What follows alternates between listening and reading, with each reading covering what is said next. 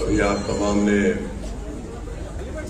دعوت اسلامی دین کے تمام امراض و مقاصد کو سنا اور الحمدللہ ایک بہت بڑا کام حیدرآباد میں اور وطن عزیز کے مختلف ریاست میں شہروں میں انجام دیا جا رہا ہے۔ آج فیضان امام انور اللہ شاہ فاروقی علیہ الرحمہ مدرسے کے تحت الحمدللہ 5 فارغ التحصیل حفاظ کی دستار بندی کی گئی، ان کی خودکشی کی گئی۔ میں ان کو مبارکباد دیتا ہوں۔ میں صرف 2-3 منٹ میں اپنی بات کو مکمل کر کے یہاں سے چلے جاؤں گا۔ میں سب سے پہلے تو مبارکباد دیتا ہوں، اور آج آپ کے اس مرکز کو آنے کا موقع ملا الحمدللہ۔ بڑا ہی بہترین مسجد اور ایک مرکز آپ نے تعمیر کیا۔ اللہ سبحانہ و تعالیٰ اس میں اور برکت دے۔ اللہ سبحانہ و تعالیٰ آپ کے نیک اغراض و مقاصد میں کامیابی دے۔ مجھے یہاں پر حضرت علی کرم اللہ وجہ کا وہ مشہور قول یاد آ رہا ہے کہ جس میں شیر خدا نے فرمایا کہ مال کے وارث، مال کی وراثت فرعون کی ہے اور علم کے وارث انبیاء کی ہے۔ تو علم، دولت کے خرچ کرنے سے دولت ختم ہو جاتی ہے اور علم کے بانٹنے سے علم بڑھتا ہے۔ میرے عزیز دوستوں اور بزرگوں، دین اسلام کے مدرسے اسلام کے قلعے کی طرح ہیں۔ یہ مدرسے رسول اللہ صلی اللہ علیہ وسلم کے فیضان کی ایک نشانی ہے۔ ان مدرسوں سے رسول اللہ صلی اللہ علیہ وسلم کے غلاموں کو پیدا کیا جاتا ہے۔ یہ مدرسے ہمارے لیے ایک چراغ ہیں، اور اگر کوئی ہمارے قلعے میں درار ڈالنے کی کوشش کرے گا تو ہم خاموش تماشائی بنے بیٹھے نہیں رہیں گے۔ اور علم دین اسلام کے لیے بہت ضروری ہے، اور بغیر علم کے ایک مسلمان اللہ کو بھی نہیں پہچان سکتا ہے۔ اس لیے بہت ضروری ہے کہ اس طرح کے مدرسوں کی مدد کی جائے اور ان کو اور مضبوط کیا جائے۔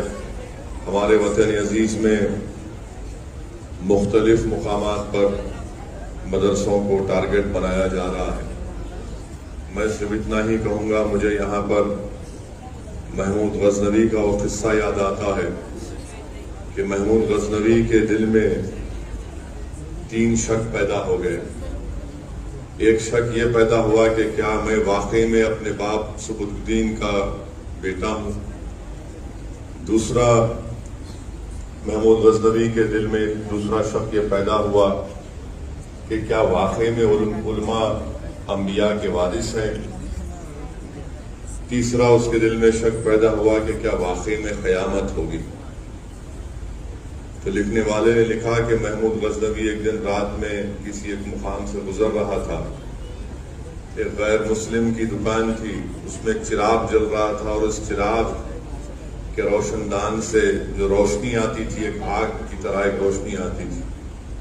تو محمود غزنوی نے دیکھا کہ ایک معصوم بچہ بیٹھ کر اپنا سبق پڑھ رہا ہے، اور جب اس کو سبق یاد نہیں آتا تو وہ چراغ کی روشنی کو حاصل کرنے کے لیے چراغ دان کے قریب آتا اور اس کو دیکھتا اور پھر یاد کرتا۔ تو محمود غزنوی نے اس بچے سے پوچھا کہ تم کون ہو؟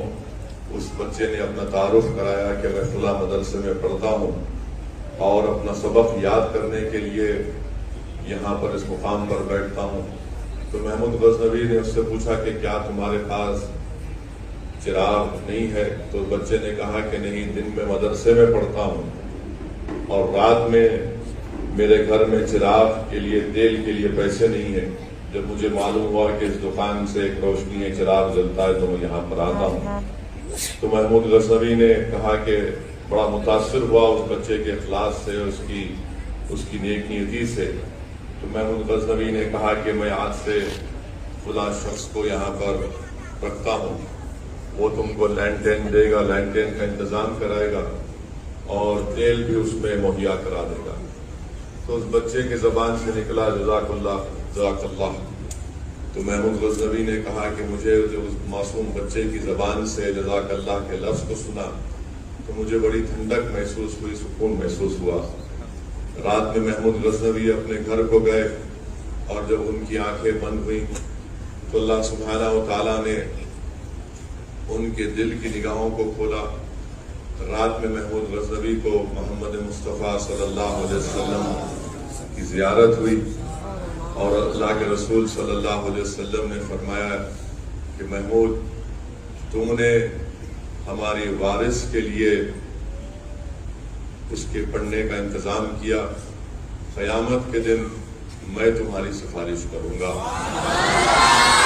اور بلکہ وہ لکھنے والے نے لکھا کہ اللہ کے رسول صلی اللہ علیہ وسلم نے فرمایا ان کے والد کا نام لے کر کہا ہے سعودین کے بیٹے. تو اس سے معلوم ہوا کہ جو مدرسوں کی مدد کرتے ہیں، جو مدرسوں میں پڑھنے والے بچوں کی مدد کرتے ہیں، اللہ سبحانہ و تعالیٰ ان کی مدد کرتا ہے. اس لیے میرے عزیز دوستوں اور بزرگوں، ان مدرسوں کو آباد رکھنا ہم تمام مسلمانوں کے لیے بہت ضروری ہے. یہ اسلام کا خلا ہے، یہ چراغ انشاءاللہ تعالیٰ صبح قیامت تک روشن اور آباد رہیں گے. اسی لیے مشکات شریف کی حدیث میں اللہ کے رسول صلی اللہ علیہ وسلم نے فرمایا کہ ایسے لوگ بھی ہوں گے جو بغیر حساب اور کتاب کے، بغیر عذاب اور بغیر حساب اور کتاب کے جنت کے دروازے تک پہنچ جائیں گے. تو رسول اللہ صلی اللہ علیہ وسلم نے فرمایا کہ ایک وہ ہوں گے جو اللہ کی راہ میں شہید ہو جاتے ہیں، دوسرے وہ جو حج کرتے ہیں، حج کے دوران گالی گلوچ نہیں کرتے، فتنہ و فساد نہیں کرتے، تیسرے وہ رہیں گے جو عالم رہیں گے اور بعمل عالم دین ہوگا، چوتھا وہ شخص ہوگا جو سخی ہوگا، جو حلال کی کمائی سے انسانیت کی مدد کرے گا، حق کی مدد کرے گا بغیر کسی شہرت یا کسی کو بتائے. تو جب ان چار لوگوں کو جنت کے دروازے پر بغیر کسی حساب کے عذاب کے پہنچا دیا جائے گا تو ان چاروں میں بحث ہوگی کہ سب سے پہلے جنت میں کون جائے گا. اللہ سبحانہ و تعالی حضرت جبریل امی کو بھیجائے گا کہ آپ جا کر اس کا فیصلہ کرو. حضرت جبریل اس شخص سے پوچھیں گے جو شہید تھا، اس سے پوچھیں گے کہ تو نے اللہ کی راہ میں اپنی شہادت کیوں پیش کی؟ تو وہ کہتا ہے کہ میں نے دین اسلام کی کامیابی کے لیے اور کلمہ حق کی سربلندی کے لیے میں نے اپنے خون کا خطرہ بہایا. پھر جبریل علیہ السلام اس سے پوچھیں گے کہ تم نے یہ کہاں سے سیکھا، کہاں سے سنا؟ تو وہ کہے گا کہ میں نے ایک عالم کی زبان سے سنا. حضرت جبریل اس سے پوچھیں گے جو حج پر گئے تھے، اس حاجی سے پوچھیں گے کہ تم نے یہ کہاں سے سنا تھا کہ حج کو جانے والے کے گناہ اس طرح معاف کر دیے جاتے ہیں کہ جیسا کہ اپنی ماں کی پیٹ سے بھی پیدا ہوا ہے. وہ حاجی کہے گا کہ میں نے ایک عالم دین کی زبان سے سنا تھا. پھر حضرت جبریل اس سخی سے پوچھیں گے کہ تم نے اللہ کی راہ میں انسانیت کے لیے یہ زکوٰۃ، صدقہ اور پیسے کیوں بانٹے؟ تو وہ کہے گا کہ میں نے ایک عالم دین کی زبان سے سنا تھا.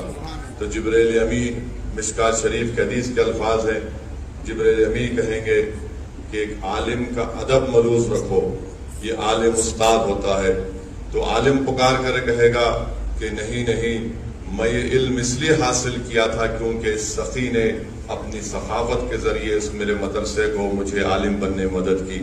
تو اللہ فرمائے گا کہ پہلے جنت میں جو جائے گا وہ سخی ہوگا جس نے مدرسوں کو، علماؤں کی مدد کی تھی. تو میرے عزیز دوستوں اور بزرگوں، علماء کرام کی زبانوں سے میں نے سنا ہے کہ اللہ سبحانہ و تعالیٰ نے رسول اللہ صلی اللہ علیہ وسلم کو دنیا سے اگر کسی چیز کو مانگنے کو کہا ہے وہ علم کی زیادتی کو. تو اس لیے ہم قرآن کی آیات پڑھتے ہیں کہ جس میں اللہ سبحانہ تعالیٰ فرماتا ہے کہ اے میرے حبیب، آپ مجھ سے علم کی زیادتی طلب کیجئے. تو میرے عزیز دوستوں اور بزرگوں، قابل مبارکباد ہیں وہ لوگ، وہ بچے، وہ ماں باپ اور وہ مدرسے کے تمام ذمہ داران جو ان مدرسوں میں تعلیم حاصل کرنے والے ان ننھے اور منھے بچوں کو حافظ بنا رہے ہیں، عالم دین بنا رہے ہیں تاکہ وہ لوگ انسانیت کو سمجھا سکیں، جہالت سے ان کو نکال سکیں، فتنہ اور فساد برپا کرنے والوں سے لوگوں کو بچا سکیں۔ تو مبارکباد دیتا ہوں دعوت اسلامی کے تمام ذمہ داروں کو۔ میں معذرت چاہتا ہوں، مجھے ایک اور میٹنگ میں جانا ہے، مگر الحمدللہ یہاں پر آ کر، یہاں پر دیکھ کر آپ کی تمام تفصیلی جو کارنامے ہیں، جو آپ کی محنتیں ہیں، جس کا ایک خلاصہ یہاں پر آپ نے پیش کیا، میں صرف اللہ سے دعا کر سکتا ہوں کہ اللہ سبحانہ و تعالیٰ آپ کے اس مقصد میں آپ کو کامیابی دے۔ وآخر دعوانا الحمدللہ رب العالمین۔